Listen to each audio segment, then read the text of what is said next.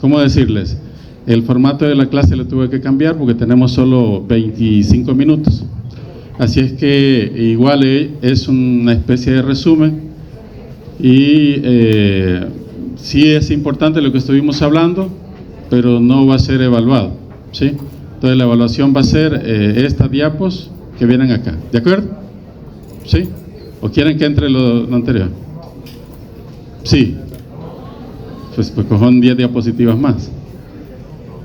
Bien, entonces, recordando esta diapo, vean las partículas virales en la superficie de los alvéolos, en el tejido pulmonar. Y aquí hay 3 aspectos fundamentales. ¿Quién estaba platicando? Para que nos pasen ahí también, pues sí. Hay 3 aspectos fundamentales. Ya mencionábamos al principio de la clase cuál era el ligando receptor. A ver si alguien se recuerda rapidito. El ligando, la proteína espícula, digamos, que tiene 2 subunidades, pero la proteína espícula es el ligando y el receptor es el AC2. Pero igual, si se recuerdan el ciclo pasado, también había un correceptor que es el TMPRS2 que contribuye a generar una señalización intercelular que ayuda a que se internalice el virus, ¿sí? Una vez el virus se ha internalizado, el ARN es liberado al citoplasma y pasa todo lo que ustedes ya saben, ¿sí? Como es un RNA en sentido positivo, pues empieza rapidito a producirse proteínas, a replicar las copias de ese genoma y a formar nuevas partículas virales. Sí, acá en este esquema, esta sería una célula, esta sería la salida de los nuevos virus infectantes, ¿sí? Y esto sería a nivel sistémico, no es una sola célula, ¿sí? Por eso les he puesto estas líneas y se los estoy explicando acá, para cuando lo estén viendo estudiando, no vayan a decir es que esto está dentro de la célula.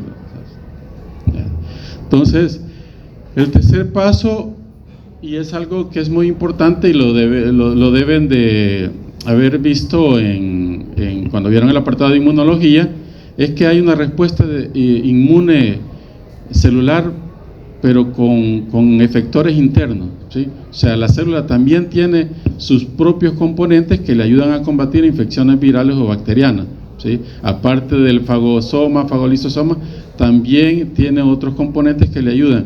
En este caso se da un proceso de piroptosis, que lo que hace la célula es liberar citoquinas y quimiosinas inflamatorias, ¿sí?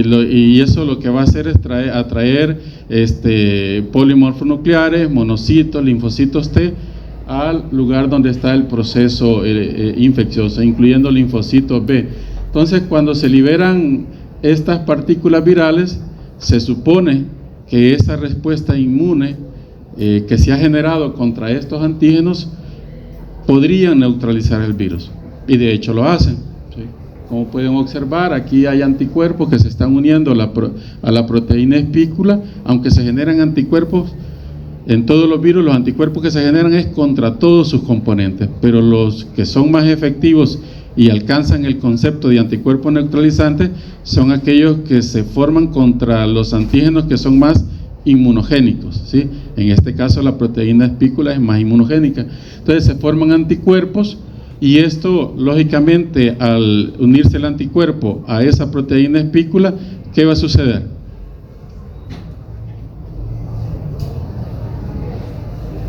¿Qué se imaginan que sucede? Un poco de esfuerzo, chicos. ¿Ah? ¿Alguien? Moisés.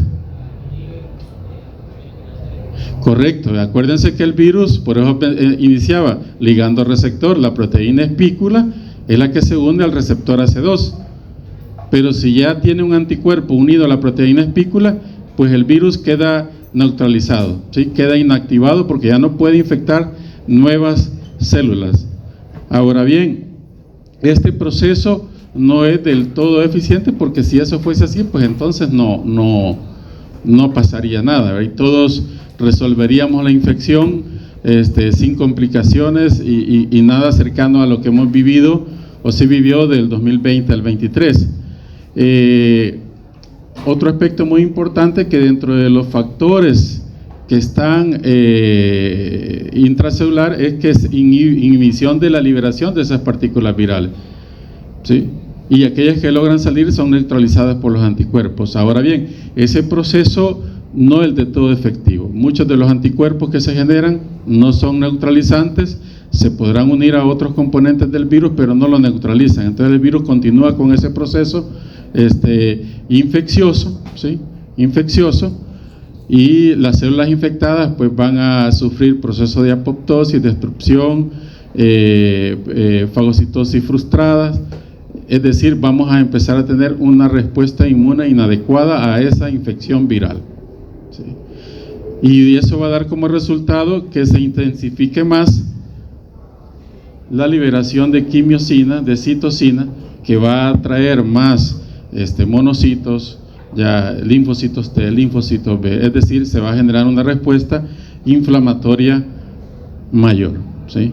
Y esa respuesta inflamatoria mayor que nos genera todas esas quimiosinas y citocinas se llaman, o se ha llamado, tormentas de bradicinina y tormentas de citoquina, ¿sí?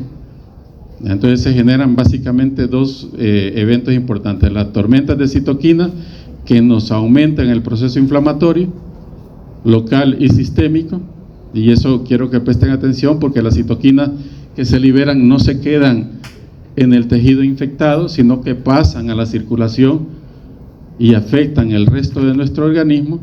Pero además se genera la tormenta de bradicininas, que efectivamente va a tener un efecto sistémico, pero el más importante va a ser localizado a nivel de vías respiratorias inferiores. ¿De acuerdo? Dicho eso, que es la base fundamental de la patogenia, sucede lo siguiente. Entonces vamos a quedarnos a nivel pulmonar todavía. Normalmente ese proceso inflamatorio por la tormenta de citoquinas que se genera a nivel de tejido pulmonar va a generar líquido, ¿sí?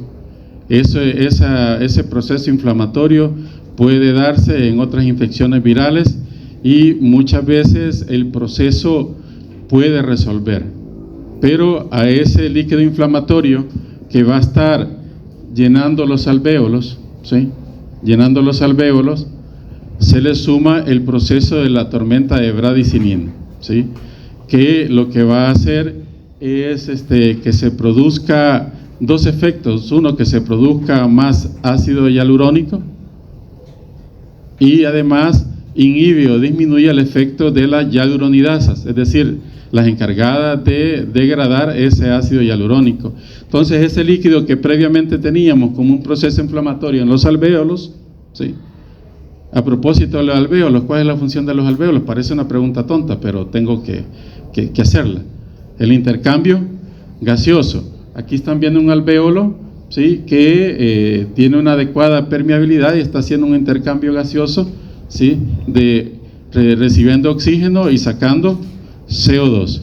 Cuando esto se llena de líquido, pues ese intercambio gaseoso se complica, ¿sí? Y tenemos las típicas neumonías, ¿sí? Por procesos virales o incluso por procesos bacterianos, que además pueden acumularse pus y otros problemas. Pero en el caso de la COVID-19, esa tormenta de bradicininas aumenta la cantidad de ácido hialurónico en ese líquido, y entonces, en vez de ser un líquido que de por sí ya complica el intercambio gaseoso a nivel alveolar, se genera un hidrogel, ¿sí?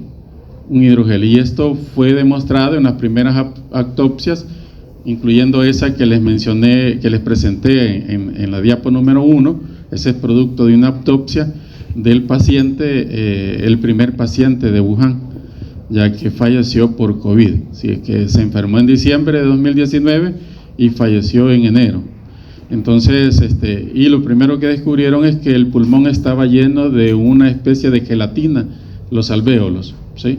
Todo el tejido pulmonar estaba lleno de eso, y eso no solo dificulta, sino que realmente impide por completo el intercambio gaseoso, de tal forma que a los pacientes, a pesar de que se les ponía oxigenoterapia, fármacos broncodilatadores, no servía de nada porque no había ninguna superficie libre alveolar que permitiera el intercambio gaseoso, ¿sí?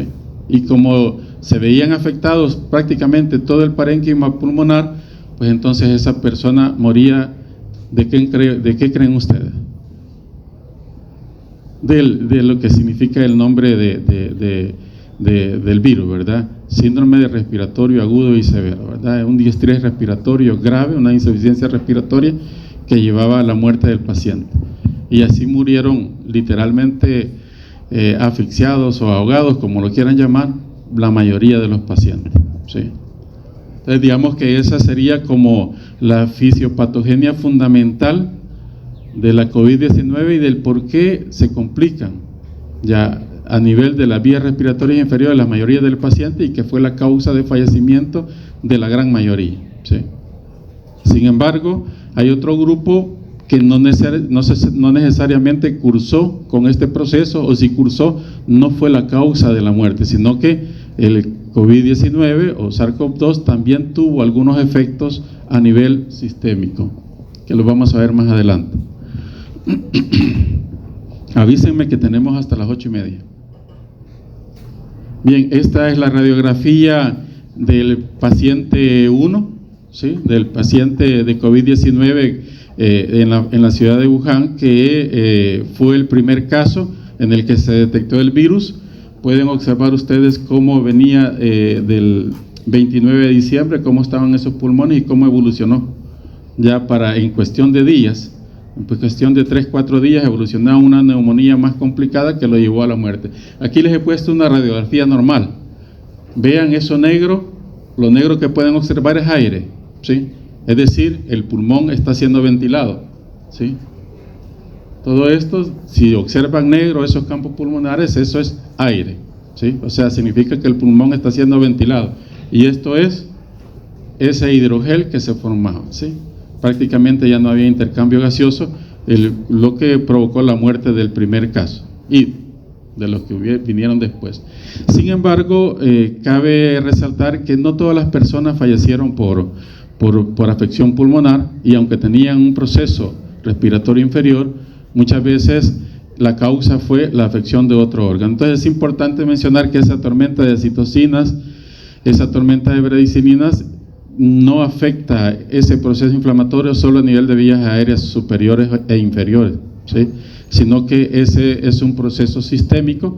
Además, el virus, en los cuadros graves con una gran cantidad de viremia, el virus puede esparcirse a otros lugares del cuerpo, sistema gastrointestinal, sistema renal, va a ser excretado en orina, va a ser excretado en heces, ¿sí? Puede ir a nivel del sistema nervioso central, es decir, que en los cuadros graves, debido al proceso inflamatorio que aumenta la permeabilidad vascular, le va a permitir el virus accesar a otros lugares que normalmente no estaría. Entonces ese proceso inflamatorio, y por efecto propio de la patogenia viral, va a afectar otros órganos. Es así que podemos tener complicaciones a nivel cardiovascular, a nivel renal y a nivel neurológico, ¿sí? Y muchas de las personas, pues las complicaciones que tuvieron fue falla renal, ¿sí?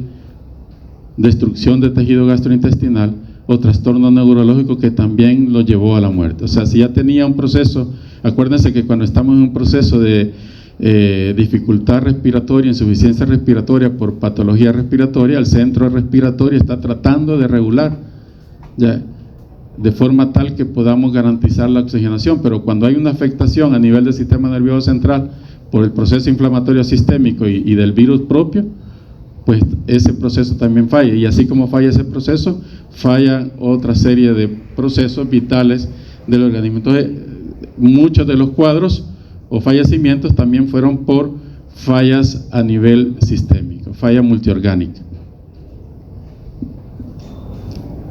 ¿Cuáles son los síntomas que presentaba COVID? Realmente se han documentado más de 80 signos y síntomas. Entonces no tiene sentido estar, incluso esta lista la he cortado aquí, porque aquí siguen otros signos y síntomas, pero quizás los más frecuentes son los síntomas de afección de vías respiratorias superiores, ¿sí? Que quienes presentan un cuadro leve, normalmente el cuadro clínico se queda con rinorrea, congestión nasal, a veces pérdida de olfato, pérdida del gusto, ¿sí? Fiebre, cefalea, debilidad general, y por ahí se va quedando el cuadro, ¿sí? Sin embargo, otros procesos pasan a afección de las vías aéreas inferiores y la sintomatología cambia. Ya entra proceso de tos con o sin expectoración, puede haber dificultad respiratoria, hasta llegar a un proceso de distrés respiratorio agudo que puede llevar a la asfixia del paciente. Igual pueden haber, aparte de la fiebre y la cefalea, puede haber mialgias, artralgias, puede haber erupción maculopapulosa en piel, ¿sí? Que puede de alguna forma indicarnos una infección viral, pero que se puede dar en otras enfermedades exantemáticas y no necesariamente se da el conjunto de los síntomas, y ese es otro gran problema, ¿sí? No se da en todo el conjunto. Hay personas que no tuvieron sintomatología de vía aérea superior, pero tuvieron sintomatología sistémica, ¿sí? Como rash, como cefalea, fiebre, pero no tuvieron sintomatología de vía aérea superior. Entonces el cuadro no es el 100% característico como para decir si este es COVID. Por lo tanto, si ustedes se fijan, se traslapa con el cuadro de resfriado común y además se traslapa con el cuadro de influenza, ¿sí? Con el cuadro de influenza. Característico es que cuando va la dificultad respiratoria, ustedes se deben de imaginar qué es lo que está pasando en ese pulmón, ¿sí? Y la terapia va dirigida a poder deshacer ya ese gel, ese hidrogel, no solo a oxigenar, ¿sí? A ventilar y a usar broncodilatadores, porque no va a servir de nada. Entonces hay que dar un proceso. Igual hay algunas afecciones dermatológicas que no necesariamente es rash. Aquí tenemos los famosos cebañones, ya, o dedos COVID, que se los puse ahí porque muchas personas lo que presentaban es fiebre, cefalea, un poquito de rash y los dedos con esa característica de cebañones, ¿sí? Observarlo, y eso se daba tanto en pies como en manos, ¿ya? Y no en todos los dedos. Entonces la presentación puede ser diversa por el mismo hecho de que la afectación puede ser sistémica y puede afectar a un órgano en mayor o menor medida, pero básicamente de forma general el cuadro es respiratorio y la complicación es la insuficiencia respiratoria. ¿De acuerdo? ¿Cuánto llevamos? Nos quedan 10 minutillos. Bien, se ha dado la tarea de tratar de dividir las características en general y no por síntomas de los cuadros de COVID-19, y así se han dividido en leve, moderado, graves y críticos. Ya se imaginarán que los graves y críticos están dentro del cuadro de distrés respiratorio, insuficiencia respiratoria y que está en riesgo de la vida, y los cuadros que van de asintomáticos, su mismo nombre lo dice, y leve y moderado, pues se quedan sobre todo con sintomatología respiratoria superior o inferior que no compromete o no llega a comprometer la vida de las personas.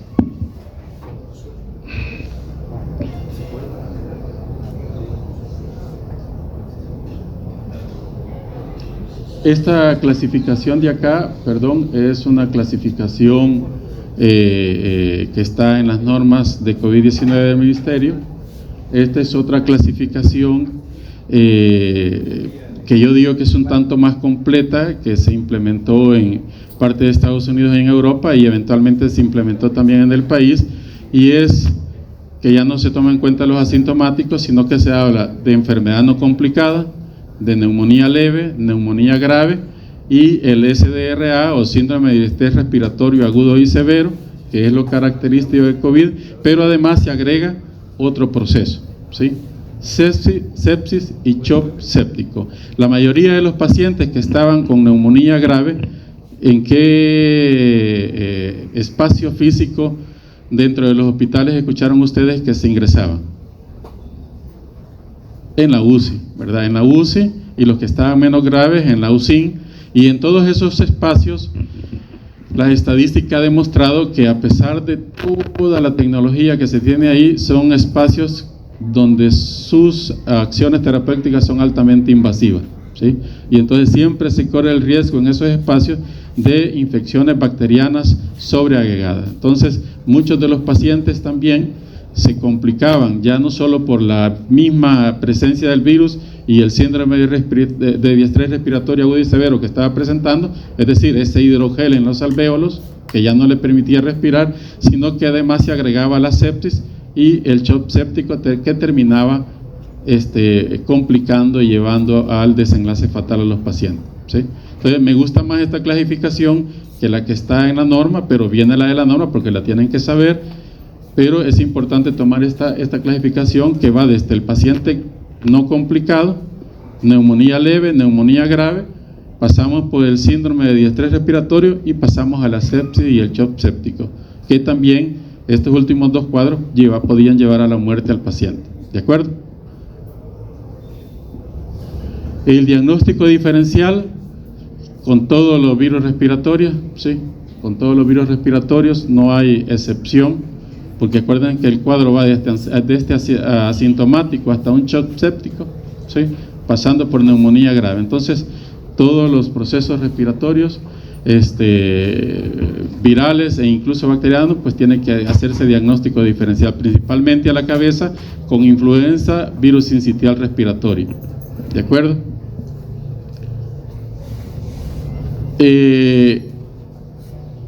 También hay que hacer diagnóstico diferencial pues con neumonías de tipo bacteriano, ya sea con... ¿Vieron la radiografía que les presenté?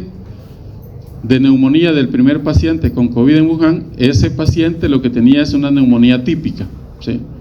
Porque la neumonía bacteriana normal por Streptococcus pneumoniae tiene un patrón característico radiológico, pero cuando se ve todo ese aspecto moteado como algodón así en todos los campos pulmonares, ustedes van a observar eso dentro del grupo que se llama neumonías atípicas, que la causan los virus y algunas bacterias como las que están abajo, ¿sí? Como Legionella pneumófila, Mycoplasma pneumoniae, etcétera, ¿sí? Entonces hay que tomar en cuenta esas posibilidades de diagnóstico diferencial.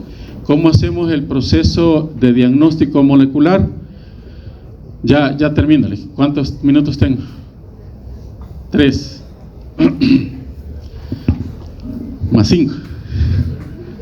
Bien, el diagnóstico que se hace por PCR en tiempo real. Va dirigido hacia la proteína, hacia el gen S de proteína espícula contra el gen E de la proteína de envoltura o contra el gen RDRP de la polimerasa viral. También hay algunas pruebas de PCR en tiempo real que van dirigidas contra el gen de la nucleoproteína, ¿ya? O gen N, pero en la mayoría de los casos se hace con el gen E y con el gen RDRP. Pregunta, examen. Si una prueba de estas nos sale negativa y el cuadro es compatible con COVID, pues hay que repetir la prueba cuando menos en 24 a 48 horas, ¿sí? Hay que repetir la prueba. También hay pruebas rápidas para el diagnóstico que se utilizaron y se siguen utilizando bastante en el país, que son bastante sensibles, aunque no tan específicas. Vamos a avanzar.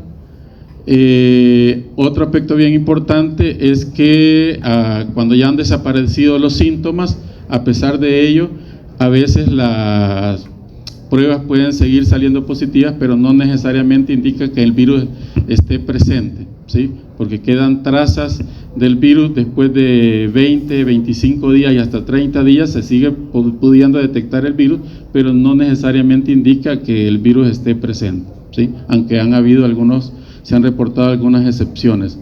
Otro aspecto muy importante que pueden observar ustedes allí en la respuesta inmune es que a partir del 8º día se empieza a montar esa respuesta, ¿sí? Se empiezan a generar esos anticuerpos neutralizantes de tanto IgM como IgG, pero a final del mes la IgM ha desaparecido y la IgG sigue aumentando y persiste durante aproximadamente de 6 a 9 meses. De ahí baja drásticamente la cantidad de anticuerpos contra el virus.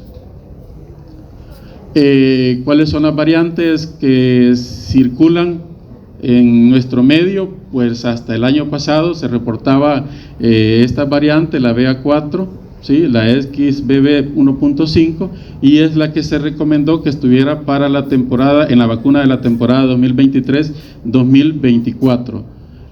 Ya solo quedan dos diapos. Actualmente, hoy en 2024, la variante que circularon más o menos ahí por enero era JN1, que son subvariantes siempre de Omicron como las anteriores, y actualmente la KP2, que se espera que sea la que pueda ser prevalente en nuestro continente. Sin embargo, las vacunas que están disponibles están basadas en XBB 1.5, entonces siempre nos vamos a poder infectar a pesar de que nos vacunemos con las nuevas variantes de COVID, que es las que están circulando actualmente. Estas vacunas pues se recomiendan en todas las personas de 6 meses o mayores que reciban, que hayan recibido incluso alguna vacuna de COVID-19, se recomienda que se pongan esta vacuna, ¿sí? Es decir, da igual que se haya puesto 3, 4, 5 vacunas de COVID, ya CDC está recomendando ponerse al menos una de estas vacunas para la temporada 2024-2025, ¿sí? ¿Está disponible en nuestro país? No, no está, sí, ya. Pero ya va a venir. La prevención y control, no me voy a quedar porque ya todo eso ya lo saben ustedes, pero se los pongo en la diapo porque se los voy a preguntar. Y por último es que OMS, a pesar de que quitó la alerta sanitaria, pues sigue preocupado y trabajando por mantener la vigilancia epidemiológica molecular y además seguir trabajando con las posibilidades o las posibles vacunas de acuerdo a las variantes que vayan surgiendo con el programa COVINET de OMS. 30 minutos. Tienes.